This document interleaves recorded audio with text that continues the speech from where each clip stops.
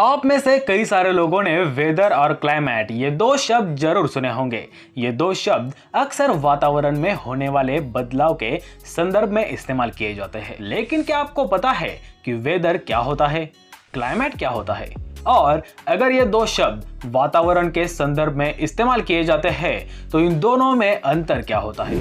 तो आइए मैं आपको एकदम शॉर्ट में बताता हूँ कि वेदर और क्लाइमेट में क्या अंतर होता है। देखिए दोस्तों, वेदर को हिंदी में मौसम कहा जाता है और क्लाइमेट को हिंदी में जलवायु कहा जाता है। दोस्तों, weather is atmospheric condition which changes daily, यानी हर रोज बदलने वाले वायुमंडलीय स्थिति को मौसम यानी वेदर कहा जाता है। वैसे ही climate is atmospheric condition which changes over the long period, यानी लंबे समय के बाद बदलने वाले वायुमंडलीय स्थिति को जलवायु यानी क्लाइमेट कहा जाता है। दोस्तों, वेदर जो होता है वो minute to minute, hour to hour, day to day change होता रहता है। इसीलिए वेदर का स्टेटस हर किसी के मोबाइल होम पेज पर शो होता रहता है ताकि हमें पल पल के मौसम की जानकारी रहे।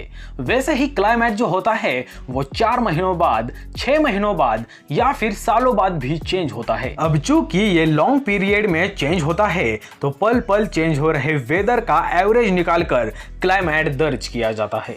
दोस्तों, वेदर और क्लाइमेट पहचानना कोई आसान काम नहीं है।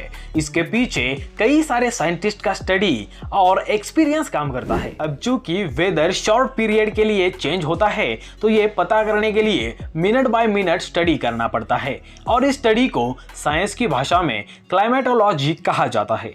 वैसे ही क्लाइमेट निकालने के लिए जो स्टडी करना पड़ता है उसे मेटेरोलॉजी कहा जाता है। दोस्तों, इन सब में से जानने लायक बात यह है कि तापमान, हवा का दबाव, ह्यूमिडिटी, बादल और बारिश, इन सारे कंपोनेंट्स में होने वाले बदलाव के कारण वेदर चेंज होता रहता है।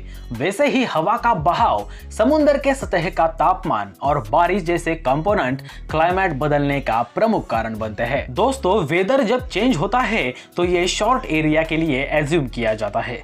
जैसे मान लो आपके गांव में 33 डिग्री सेल्सियस सनी टेम्परेचर है, तो ये जरूरी नहीं है कि आपसे 10 किलोमीटर दूर एक गांव में उतना ही टेम्परेचर हो, वहां कोई अलग टेम्परेचर भी हो सकता है। कहने का मतलब ये कि वेदर जब काउंट किया जाता है तब वो उसी एरिया के लिए एज्यूम किया जाता है।